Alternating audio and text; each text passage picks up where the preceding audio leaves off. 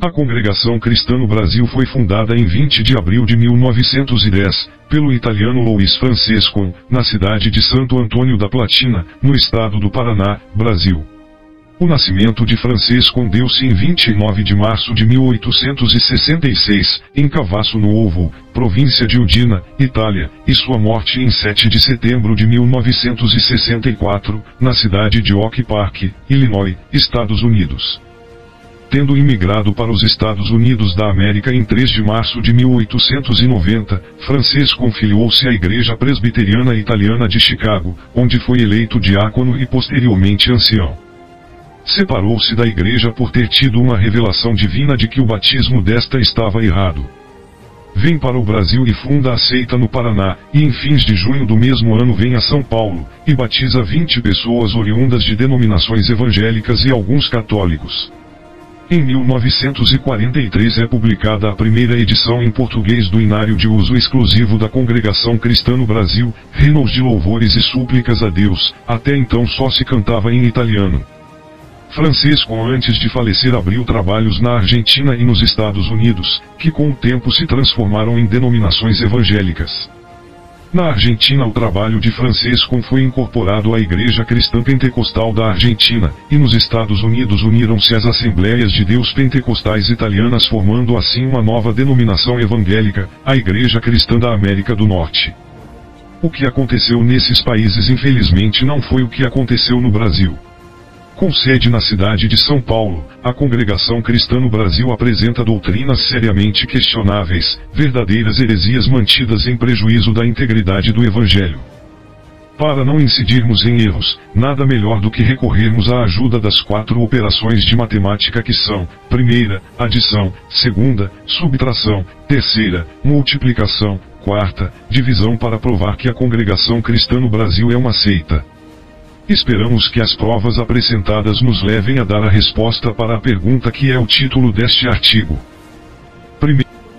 Primeira, um segredo revelado. Por longo tempo, nas minhas palestras, em defesa da fé, sempre tive receio de responder aos que me interrogavam: é a Congregação Cristã no Brasil uma seita entre as demais igrejas evangélicas? Minha resposta, dada com muito cuidado, era que não. Tratava-se antes de uma igreja que seria mais bem caracterizada como igreja de doutrinas controvertidas. Não queríamos taxá-la de seitaria, muito embora tivéssemos conhecimento de que esse era o tratamento dispensado pela Irmandade e liderança da Congregação Cristã no Brasil aos evangélicos em geral. Hoje, entretanto, diante de pesquisas mais profundas realizadas com a descoberta de que a Congregação Cristã no Brasil tem 2 corpos doutrinários: primeira, ao alcance de todos; segunda, secreto, exclusivo da liderança e conhecidos pelo título de listas secretas. Com vistas a tais documentos, não me restou alternativa senão qualificar a Congregação Cristã no Brasil como um movimento sectário entre as igrejas evangélicas do Brasil. Como é sabido, a Congregação Cristã no Brasil não usa literatura alguma para expor com mais clareza seus pontos doutrinários, com uma pequena exceção, nas publicações periódicas dos conhecidos pontos de fé uma vez entregue aos santos. Esta publicação é resumida com menos de 10 páginas, se tanto, de modo que resumidamente alteram seus pontos doutrinários, e são esses pequenos livretes que chegam às mãos dos cooperadores de vários níveis, como obreiros, anciãos e diáconos. Segunda, listas secretas. O que eu não sabia, veio-me às mãos por intermédio de pessoas da própria Congregação Cristã no Brasil através da internet dentro do site da própria Irmandade. Em troca de opiniões sobre pontos da fé entre a Irmandade, alguns deles revelavam aos leitores que os artigos de fé constantes dos inários traziam à Irmandade conhecimentos de pontos doutrinários comuns com outras igrejas evangélicas, baseado nos quais ninguém poderia acusar a Congregação Cristã no Brasil de doutrinas heréticas. Entretanto, corria entre os líderes uma circulação de doutrinas secretas que não era do conhecimento da Irmandade e que era divulgada como revelação dada por Deus em cultos normais nos templos. Ora, qualquer pessoa afeita à convivência com a Irmandade da Congregação Cristã no Brasil ouve uma forma de doutrinas que não constam dos artigos de fé impressos nos inários. debate-se com um obreiro da Congregação Cristã no Brasil e ele de argumentos que não estão apoiados pelo seu credo. Essas doutrinas secretas são guardadas a 7 chaves. Terceira circular dos anciãos. Confira trecho da circular pelos anciãos da Congregação Cristã no Brasil, onde é proibido aos profetas pregadores pregar confirmação de casamento. Não nos envolvamos em casamentos, de modo a dizer na pregação que o Senhor preparou para ti este irmão ou preparou para ti esta irmã. Um pregador, em sua precipitação, até mencionou o nome da jovem, dizendo-lhe que determinado irmão era preparado por Deus para ela. Ela não amava o rapaz, mas casou-se por temor à pregação. Arruinou-se o casamento e o pregador caiu em descrédito. Casamento é obra de Deus nos corações dos interessados que, sem dúvida alguma, devem sentir amor recíproco para se unirem em matrimônio. É assunto entre os dois e Deus. Vejam um trecho da circular de abril de 2007 elaborada pelo Ministério Oficial da Congregação Cristã no Brasil. O fato interessante a se destacar é a falsidade e dissimulação desses anciãos, ao se referirem a um pregador que em sua precipitação citou até o nome da jovem e do irmão, e depois, quando o casamento faliu, o pregador caiu no descrédito, como se fosse apenas um caso isolado. O que na verdade tem ocorrido é que a situação se tornou tão habitual e comum entre eles, inclusive com os próprios anciãos, que se resolveu acabar com esse estilo de direção para casamentos. Imagine o leitor, a Congregação Cristã no Brasil comemorou 100 anos de fundação no Brasil, tendo sido fundada em 1910. Em 2010 foi comemorado o 100º ano de fundação. O que isso significa? Revela que por 97 anos, 1910 mais 97 igual 2007, deixaram que esses fatos se repetissem, sem qualquer providência. Só agora em abril de 2007 é que expediram essa circular. Isto significa que por 97 anos vem recebendo orientações proféticas que não têm origem divina, senão humana, quiçá diabólica, mas recebida como se fosse de origem divina. Uma igreja que se diz receber a direção do Espírito Santo pode tanto tempo viver no erro profético. O que registra a Bíblia sobre grave problema. Jeremias 14:14, e disse-me o Senhor, os profetas profetizam falsamente no meu nome, nunca os enviei, nem lhes dei ordem, nem lhes falei, visão falsa, e adivinhação, e vaidade, e o engano do seu coração é o que eles vos profetizam. Isto posto, partindo do princípio segundo o qual a Congregação Cristã no Brasil é uma seita, enquanto se referiam às igrejas evangélicas como sectários, tal atitude revela a hipocrisia religiosa, condenada por Jesus em seus dias quanto aos líderes religiosos. Mateus 15:7, hipócritas, bem profetizou Isaías a vosso respeito, dizendo, Mateus 15:8, este povo se aproxima de mim com a sua boca e me honra com os seus lábios, mas o seu coração está longe de mim. Mateus 15:9, mas, em vão me adoram, ensinando doutrinas que são preceitos dos homens. Lamentamos pelos nossos irmãos que foram ludibriados por falsas profecias como se viessem do próprio Deus, quando não passavam de profetadas de homens. Jeremias 23:21, não mandei esses profetas, contudo eles foram correndo, não lhes falei, contudo eles profetizaram. A ausência do estudo sistemático da Bíblia leva a liderança da Congregação Cristã no Brasil em suas listas secretas, escrever verdadeiras heresias. Imagine se tem base bíblica a divisão que fazem da lei de Moisés. No Velho Concerto havia 3 leis, civil, moral e cerimonial, e por suprema autoridade o sumo sacerdote. Os fiéis em Cristo, chamados a testemunhar o Evangelho a todas as nações, têm que reconhecer autoridades e leis civis de qualquer nação. Não há lei, nem autoridade senão da parte de Deus.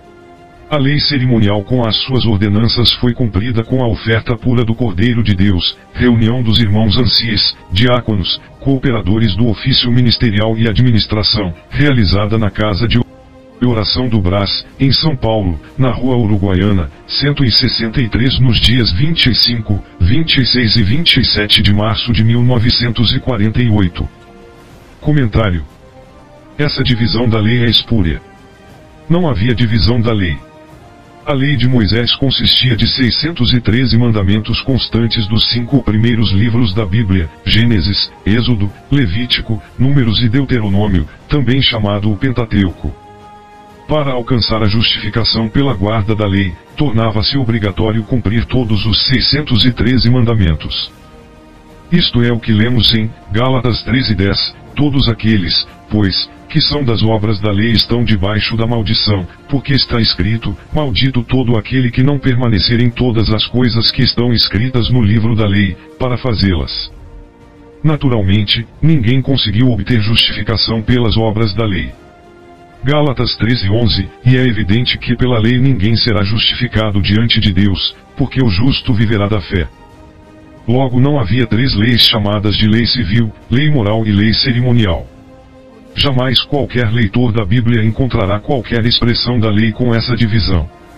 Os próprios adventistas do 7º dia que procuram fazer distinção entre leis ensinando que a lei moral abrange apenas aos 10 mandamentos, e que a lei cerimonial abrange o resto livro da lei de Moisés, escrito Moisés.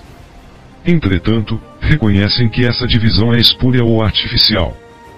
Dizem eles, seria útil classificarmos as leis do Velho Testamento em várias categorias: 1 lei moral, 2 lei cerimonial, 3 lei civil, 4 estatutos e juízos, 5 leis de saúde. Esta classificação é em parte artificial. Lições da Escola Sabatina, lição número 2, P18, de 8 de janeiro de 1980, o grifo é nosso. Hoje vivemos sob a graça trazida por Jesus, Romanos 6:14, porque o pecado não terá domínio sobre vós, pois não estáis debaixo da lei, mas debaixo da graça. Romanos 6:15, pois que pecaremos porque não estamos debaixo da lei, mas debaixo da graça. De modo nenhum. Romanos 6:16, não sabeis vós que a quem vos apresentardes por servos para lhe obedecer, sois servos daquele a quem obedeceis, ou do pecado para a morte, ou da obediência para a justiça. Romanos 6:17, mas graças a Deus que, tendo sido servos do pecado, obedecestes de coração à forma de doutrina a que fastes entregues. Romanos 6:18, e, libertados do pecado, fastes feitos servos da justiça. Vivemos sob a graça ou sob a nova aliança inaugurada por Jesus. Isto é visto quando celebramos a ceia do Senhor, Mateus 26:26, e, quando comiam, Jesus tomou o pão, e abençoando-o, o partiu, e o deu aos discípulos, e disse, tomai, comei, isto é o meu corpo. Mateus 26:27, e, tomando o cálice, e dando graças, deu-lhe, dizendo, bebei dele todos, Mateus 26:28, porque isto é o meu sangue, o sangue do Novo Testamento, que é derramado por muitos, para a remissão dos pecados. Jesus selou a nova aliança com o seu sangue. Logo vivemos sob a lei de Cristo, 1 Coríntios 9:19, porque, sendo livre para com todos, fiz-me servo de todos para ganhar ainda mais. 2 Coríntios 9:20, e fiz-me como judeu para os judeus, para ganhar os judeus, para os que estão debaixo da lei, como se estivesse debaixo da lei, para ganhar os que estão debaixo da lei. 1 Coríntios 9:21, para os que estão sem lei, como se estivesse sem lei, não estando sem lei para com Deus, mas debaixo da lei de Cristo, para ganhar os que estão sem lei. Paulo declarava estar debaixo da lei de Cristo, como todos os cristãos se colocam. A congregação cristã no Brasil se encontra acomodada na sua forma de crer sem se importar se o crime tem base bíblica ou não. Mas, também, como saber, se desprezam o estudo da Bíblia. Vejamos como explicam sua passividade religiosa. Aos crentes, a palavra de Deus ensinada à sua igreja não é para ser discutida, porém obedecida, só assim se honra ao Senhor. Comentário. Quer dizer que o membro da congregação cristã no Brasil deve aceitar passivamente tudo quanto lhe é ditado pelos anciãos em reuniões secretas e depois lhes comunicado através de pregações tidas como revelações de Deus. Se o apóstolo Paulo fosse vivo hoje não poderia ser membro da congregação cristã no Brasil, pois o apóstolo era homem combativo e declara em sua carta, Filipenses 1:17, mas outros, por amor, sabendo que fui posto para a defesa do Evangelho. E às sinagogas, às praças públicas para discutir sua fé com os opositores. Atos 17:2, e Paulo, como tinha por costume, foi ter com eles, e por 3 sábados disputou com eles sobre as Escrituras, Atos 17:3, expondo e demonstrando que convinha que Cristo padecesse e ressuscitasse dentre os mortos. E este Jesus, que vos anuncio, dizia ele, é o Cristo.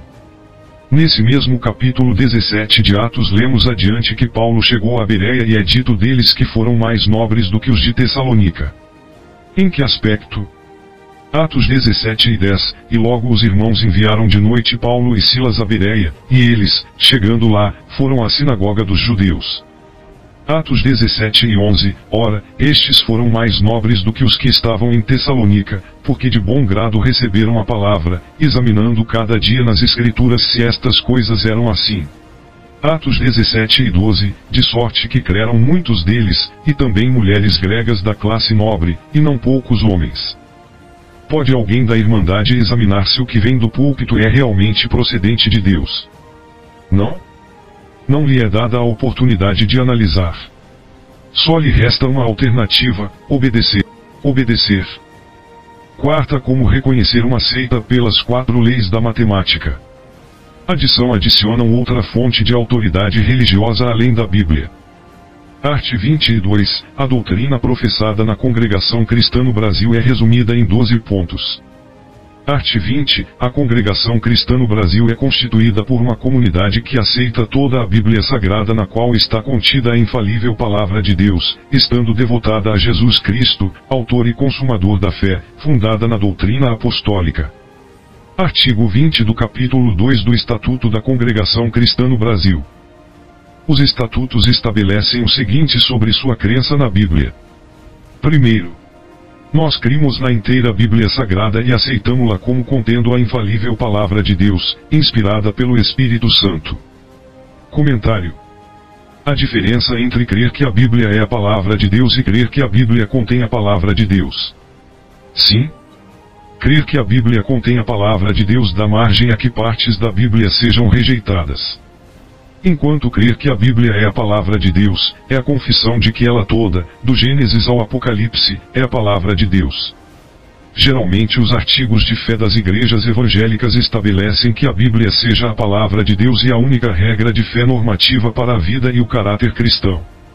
Este artigo de fé está apoiado em 2 Timóteo 13:16, toda a Escritura é divinamente inspirada, e proveitosa para ensinar, para redarguir, para corrigir, para instruir em justiça. A propósito, há uma proibição para nada acrescentar e nem tirar da Bíblia, Apocalipse 22:18, porque eu testifico a todo aquele que ouvir as palavras da profecia deste livro que, se alguém lhes acrescentar alguma coisa, Deus fará vir sobre ele as pragas que estão escritas neste livro, Apocalipse 22:19, e, se alguém tirar quaisquer palavras do livro desta profecia, Deus tirará a sua parte. Como agem as seitas para não serem reconhecidas como tais? Admitem ter a Bíblia como sua única fonte de autoridade religiosa, mas adotam geralmente a interpretação dada pelo seu fundador. Assim ocorre nas seitas como Adventistas do Sétimo Dia, através da profetisa Ellen G. White, da Igreja dos Mormons, através do seu profeta Joseph Smith Jr., que recebeu a visita do anjo Moroni que lhe falou de outro testamento de Jesus, dando origem ao livro de Mormon, das Testemunhas de Jeová que foram além e fabricaram sua própria tradução conhecida como Tradução do Novo Mundo. Os tradutores são desconhecidos e constituem a autoridade suprema da seita. Este grupo é conhecido como o escravo, expressão tirada de Mateus 24:45 e representado pelo corpo governante, que alega receber orientações teocráticas em sua sede nos Estados Unidos, etc. E a Congregação Cristã no Brasil não foge à regra. Frequentemente, em suas alegações doutrinárias, é citado como autoridade única e ímpar o que Louis Francisco escreveu. Quem não conhece a alegação para não ler e muito menos estudar a Bíblia, uma característica da Irmandade da Congregação Cristã no Brasil?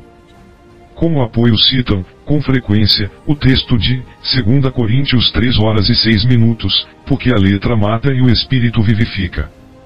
Poderia ser verdade o que declara o artigo Fé sobre a Bíblia, toda a Bíblia Sagrada na qual está contida a infalível Palavra de Deus, se nos consideram como sectários por estudarmos a Bíblia para conhecê-la melhor, enquanto a Congregação Cristã no Brasil recomenda a Irmandade para não ler a Bíblia porque a letra mata. Dá para crer que essa declaração é verdadeira. Ora, o apóstolo Pedro escreveu que a Bíblia não foi escrita por vontade humana aleatoriamente. 2 Pedro 1:20, sabendo primeiramente isto, que nenhuma profecia da Escritura é de particular interpretação. 2 Pedro 1:21, porque a profecia nunca foi produzida por vontade de homem algum, mas os homens santos de Deus falaram inspirados pelo Espírito Santo. E, ao invés de lerem e estudarem a Bíblia, dão ocasião a ouvir revelações, visões, sonhos e, dentro dessa forma de crer, a Bíblia é substituída pelas manifestações que são tidas como a manifestação da vontade de Deus. Sempre, porém, com a pergunta, o que disse Louis Francisco a respeito do assunto tratado. Acrescentando ao que está escrito na Bíblia, dão às profecias um grau de inspiração igual ao da Bíblia Sagrada. Lemos a confissão do fracasso no envolvimento com o misticismo, nas listas secretas. 2009 manifestam uma preocupação com os resultados de os membros abandonarem o estudo da Bíblia pela razão já apresentada, e viverem inteiramente na dependência de profecias, revelações, visões, sonhos, etc. oriundas dos anciãos e reuniões familiares após os cultos. Sigilo ministerial. Ninguém deve saber o que se passa no conselho dos irmãos anciães, nem a própria esposa. Todos os servos de Deus devem fazer atenção, pois, o que é deliberado pelo conselho de anciães não se revela a quem quer que seja. É um grande ensinamento que evita causar rupturas e até maus propósitos. Quem semeia o mal é um mau mensageiro na presença de Deus. Lista secreta de 2009. Profecias.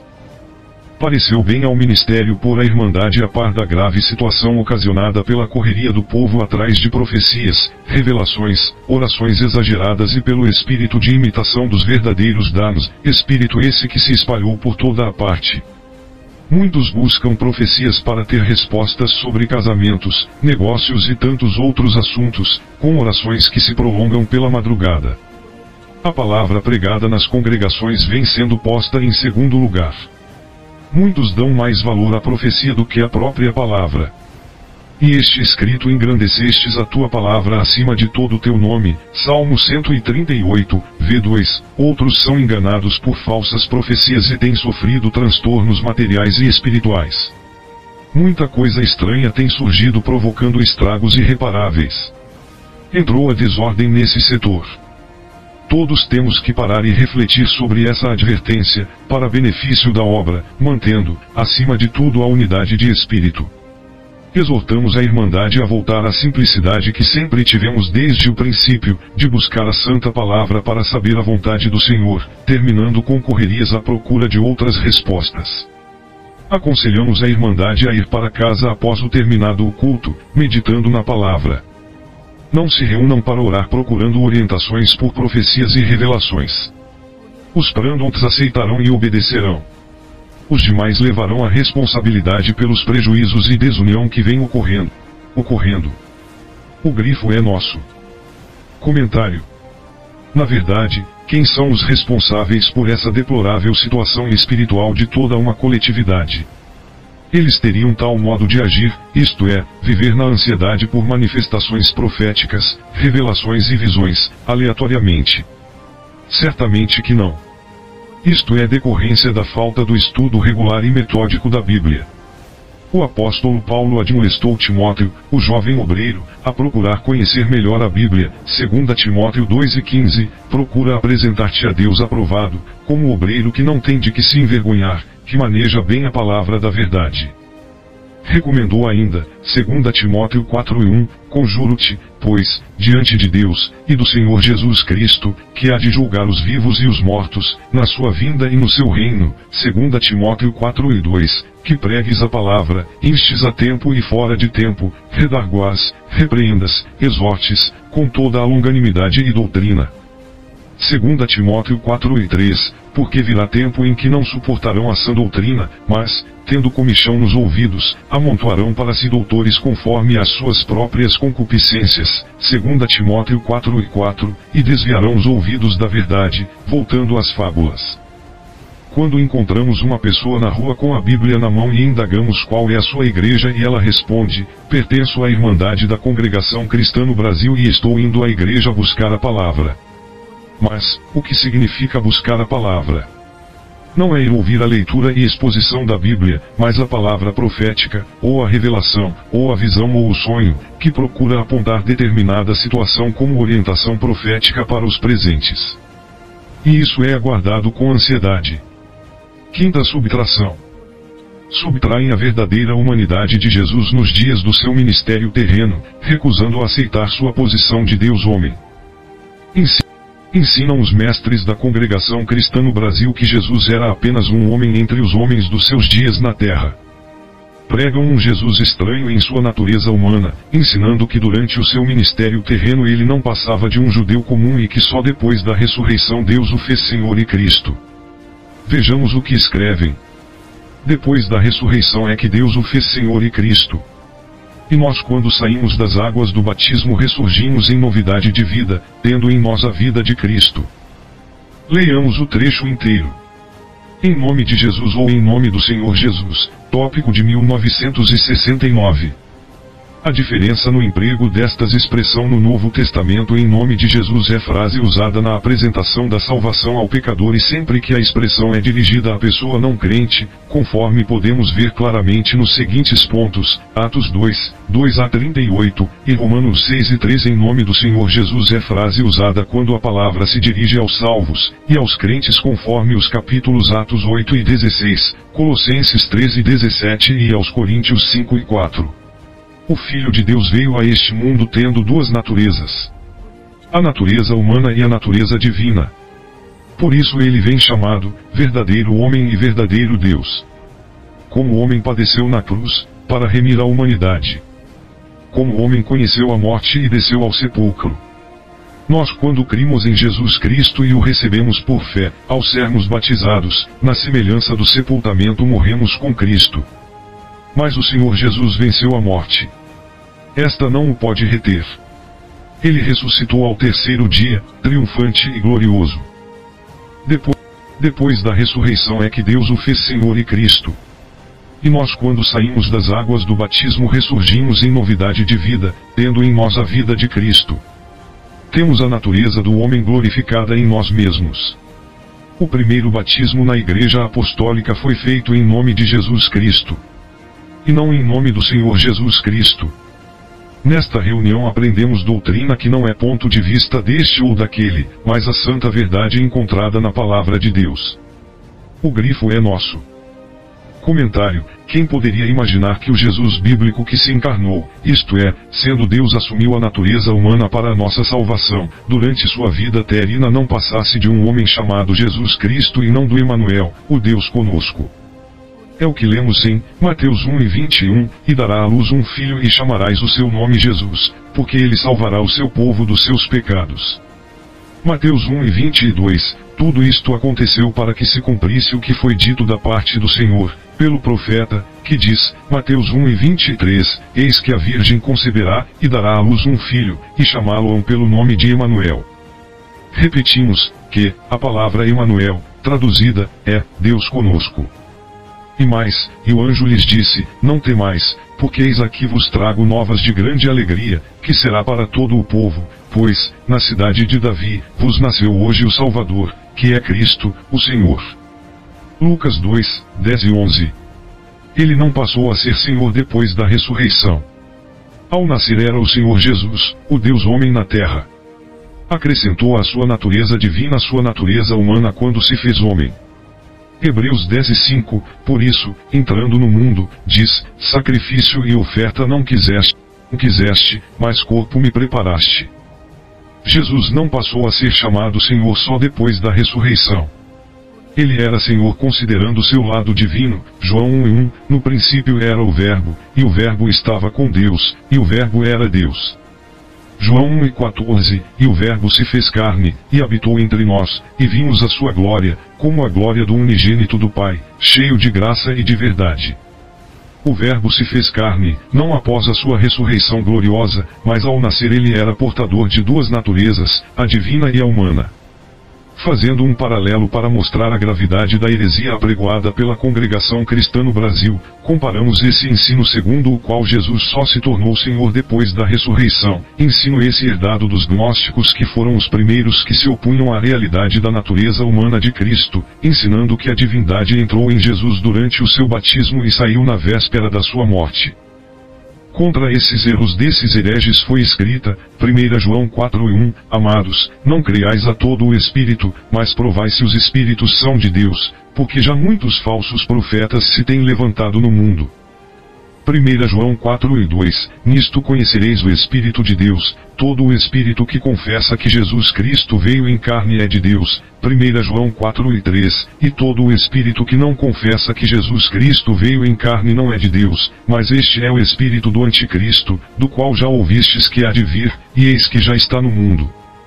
2 João 1:7, porque já muitos enganadores entraram no mundo, os quais não confessam que Jesus Cristo veio em carne. Este tal é o enganador e o anticristo. Modernamente, são as testemunhas de Jeová que afirmam que Jesus, ao nascer, não era o Cristo e que essa condição só lhe foi atribuída no dia do batismo. Citam, Lucas 13:21, e aconteceu que, como todo o povo se batizava, sendo batizado também Jesus, orando ele, o céu se abriu, Lucas 13:22, e o Espírito Santo desceu sobre ele em forma corpórea, como pomba, e ouviu-se uma voz do céu, que dizia, Tu és o meu filho amado, em ti me comprazo. Jesus tornou-se o Messias ou o Cristo. Tornou-se assim, de fato, Jesus Cristo, ou Jesus, o ungido. Poderá viver para sempre no paraíso na terra, p. 60. Agora, vem a congregação cristã no Brasil e abre sua capa de heresias e ensina que Jesus tornou-se de fato, Senhor e Cristo, depois da sua ressurreição. Depois da ressurreição é que Deus o fez Senhor e Cristo. Comentário. Ele mesmo reivindicou essa condição, João 5:16, e por esta causa os judeus perseguiram a Jesus, e procuravam matá-lo, porque fazia estas coisas no sábado. João 5:17, e Jesus lhes respondeu, Meu Pai trabalha até agora, e eu trabalho também.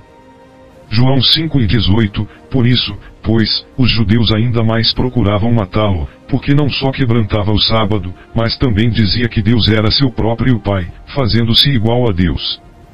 Como homem e Deus, uma personalidade teantrópica podia 1a. Perdoar pecados, Marcos 2:5, e Jesus, vendo a fé deles, disse ao paralítico, Filho, perdoados estão os teus pecados. 2b. Podia ser adorado pelos apóstolos, Mateus 14:33, então aproximaram-se os que estavam no barco, e adoraram-no, dizendo, És verdadeiramente o Filho de Deus. 3c. Os milagres atribuídos a Jesus Cristo demonstram que ele é divino. Os ventos lhe obedecem, os enfermos são curados, os mortos ressuscitam por sua palavra. Exemplos, o filho da viúva de Naim, a filha de Jairo, Lázaro, sepultado há 4 dias. Os milagres testificam da sua divindade. João 5:19, mas Jesus respondeu, e disse-lhes, na verdade vos digo que o Filho por si mesmo não pode fazer coisa alguma, se eu não vir fazer o Pai, porque tudo quanto ele faz, o Filho o faz igualmente. A direção da congregação cristã no Brasil se porta como os judeus dos dias de Jesus que não reconheceram sua messianidade, mas pensavam e falavam dele como um judeu comum como qualquer outro, Mateus 13:54, e, chegando à sua pátria, ensinava-os na sinagoga deles, de sorte que se maravilhavam, e diziam, de onde veio a este a sabedoria, e estas maravilhas? Mateus 13:55, não é este o filho do carpinteiro? E não se chama a sua mãe Maria, e seus irmãos Tiago, e José, e Simão, e Judas? 6. O batismo em nome de Jesus. Explicam então sobre o batismo. A diferença no emprego destas expressões no Novo Testamento em nome de Jesus é frase usada na apresentação da salvação ao pecador e sempre que a expressão é dirigida à pessoa não crente, conforme podemos ver claramente nos seguintes pontos, Atos 2, 2 a 38. Comentário. A salvação se realiza na aceitação de Jesus como Senhor e Salvador, nada tendo a ver com o ato batismal, efetuado após a conversão e regeneração, quando nos tornamos novas criaturas. 2 Coríntios 5:17, assim que, se alguém está em Cristo, nova criatura é, as coisas velhas já passaram, eis que tudo se fez novo.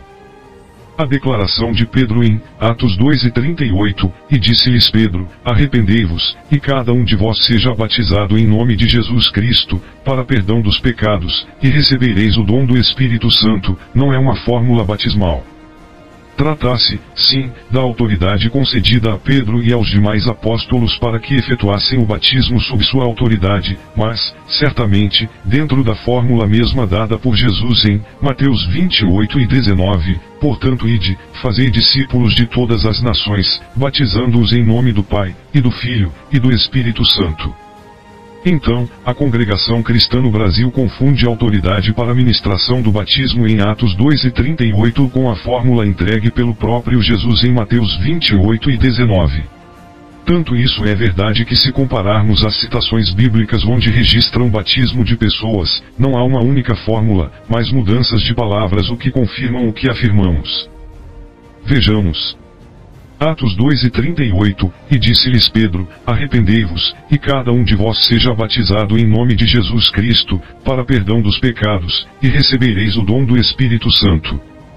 Atos 8:15, os quais, tendo descido, oraram por eles para que recebessem o Espírito Santo, Atos 8:16. Porque sobre nenhum deles tinha ainda descido, mas somente eram batizados em nome do Senhor Jesus. Nota. A autoridade de Jesus é mencionada em Atos 8:16 da seguinte forma, batizados em nome do Senhor Jesus, se mostrando diferente de Atos 2:38 cada um de vós seja batizado em nome de Jesus Cristo. Enquanto, em Atos 8:16 registra em nome do Senhor Jesus, em Atos 2:38 omite o título Senhor e acrescenta o nome Cristo. Atos 10:48, e mandou que fossem batizados em nome do Senhor. Então rogaram-lhe que ficasse com eles por alguns dias. Nota. O texto de Atos 10:48 omite os nomes Jesus Cristo de Atos 2:38, como também em Atos 8:16 omite o nome Jesus. O que mostra isso? Nada mais, nada menos, do que essas palavras não revelam senão a autoridade de quem mandou batizar, que é o Senhor Jesus, como é encontrado em Mateus 28:19, agora sim, dentro da fórmula trinitária. Portanto, estão subtraindo a autoridade de Jesus quando o identificam apenas como um homem e não Deus homem como aponta Paulo em Colossenses 2:9, porque nele habita corporalmente toda a plenitude da divindade. Jesus em seus dias aqui na terra, não era um homem judeu, apenas, mas era o Verbo que era Deus e que se fez carne, João 1:1-14.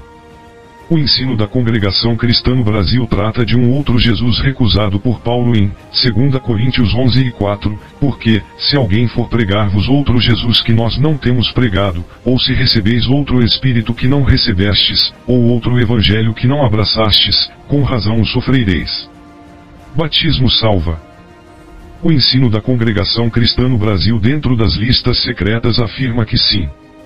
Vejamos.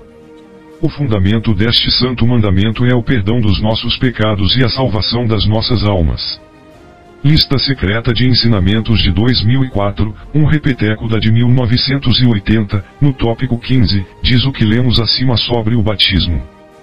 Citação extraída de O Novo Evangelho segundo a Congregação Cristã no Brasil, p. 576. Não é esse ensino uma abominação prevista na profecia de 2 Pedro 2:1, introduzirão encobertamente heresias de perdição. Sabemos pela Bíblia que perdão de pecados se dá pelo sangue de Jesus e não pelas águas do batismo. 1 João 1:7, mas, se andarmos na luz, como ele na luz está, temos comunhão uns com os outros, e o sangue de Jesus Cristo, seu Filho, nos purifica de todo o pecado. Isto posto, todos os batismos celebrados pela Congregação Cristã no Brasil, em toda a sua existência de 100 anos, se tornam inválidos porque foram realizados sob a autoridade de um homem chamado Jesus, mas não o Jesus bíblico, personalidade teantrópica, isto é, Deus homem e ainda com efeito salvífico. Multiplicação.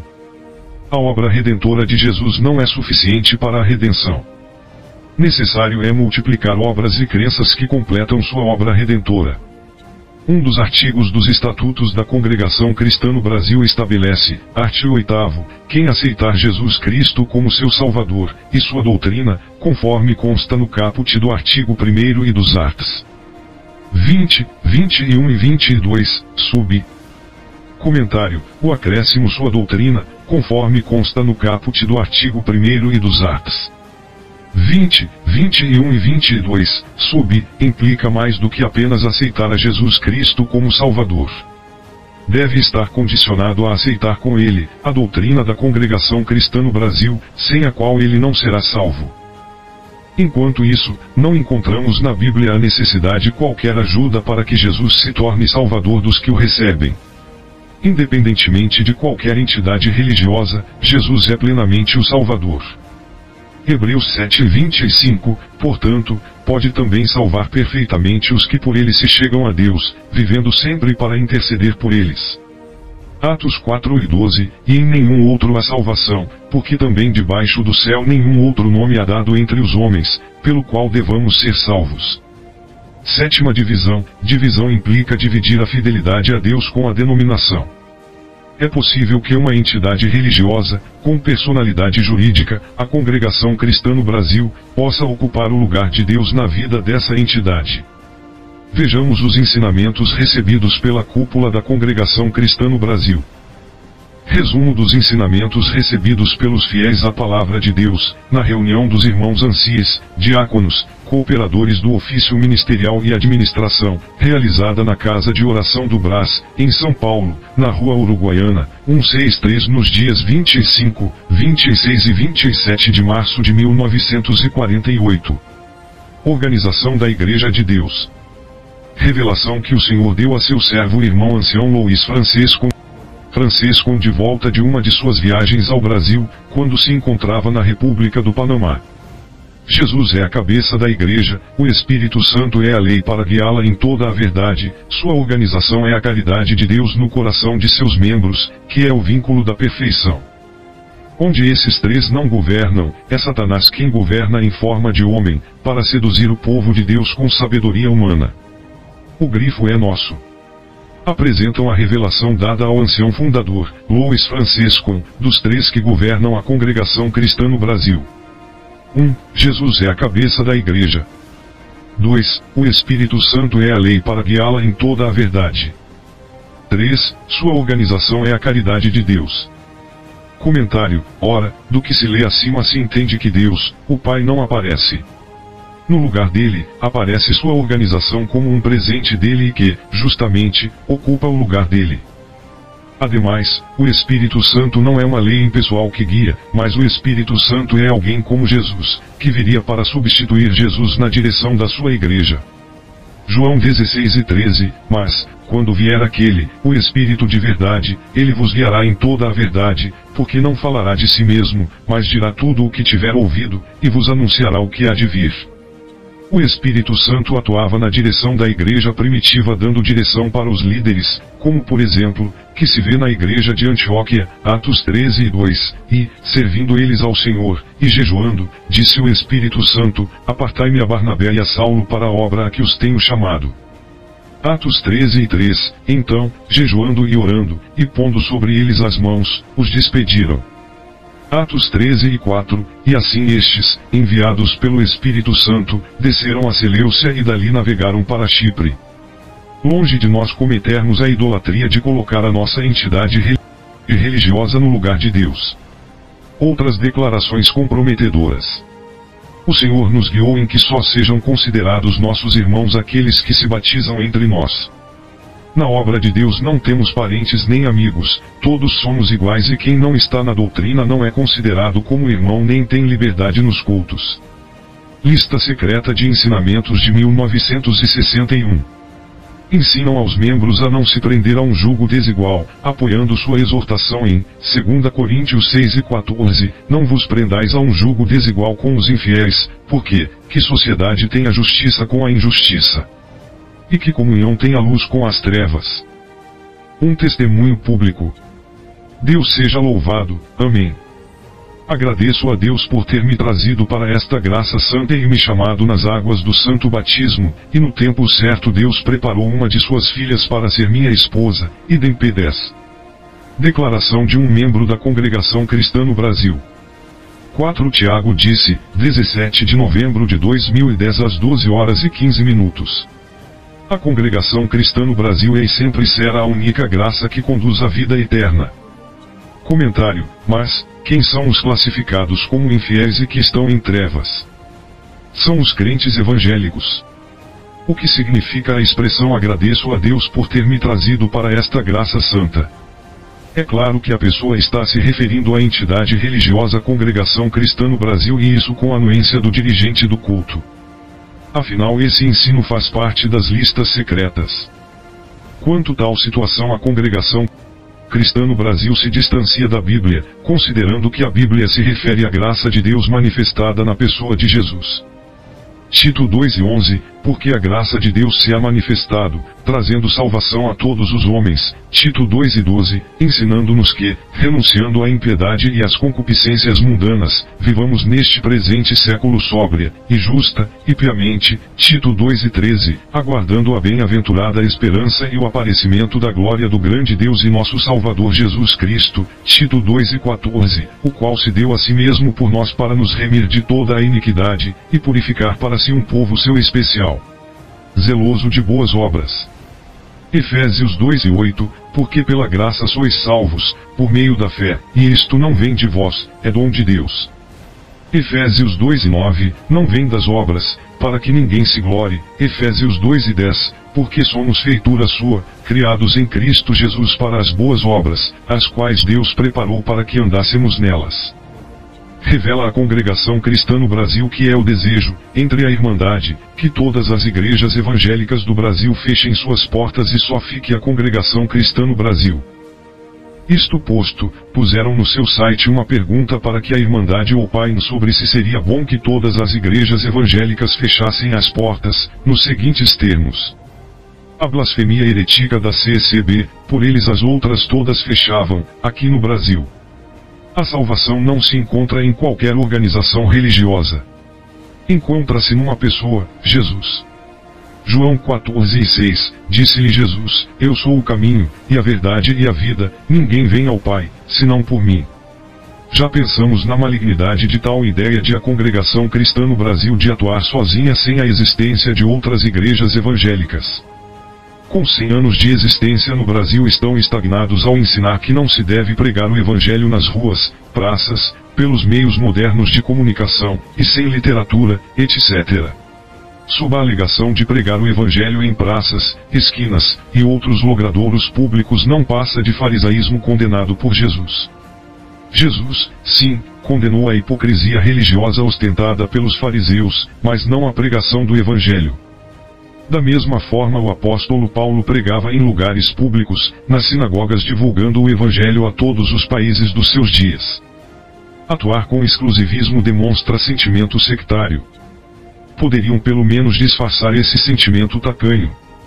Como poderiam estar tranquilos ante a ordem de Jesus, Marcos 16:15, e disse-lhes, ide por todo o mundo, pregai o Evangelho a toda criatura. Marcos 16:16, quem crer e for batizado será salvo, mas quem não crer será condenado. Já pensou em ensinar que quem deixa a Irmandade e se torna membro de uma igreja evangélica é cúmplice de adultério espiritual? Sectários ou não? A Congregação Cristã no Brasil com suas doutrinas estranhas secretas, Hebreus 13:9, com o seu exclusivismo e com seu proselitismo, revela características de uma seita. Não estamos sendo insolentes, mas temos o dever de alertar nossos irmãos, que, por falta de orientação, aceitam convites para batismos realizados pela Congregação Cristã no Brasil e, na ocasião, são fisgados com falsas profecias de que a salvação está só na Congregação Cristã no Brasil. Ademais, procuramos devolver o título a nós aplicados sectários. Enquanto provamos o seu sectarismo por suas doutrinas e práticas, o que eles podem apontar que nos caracterize como sectários? Nada à luz da Bíblia, afinal, não temos listas de doutrinas secretas.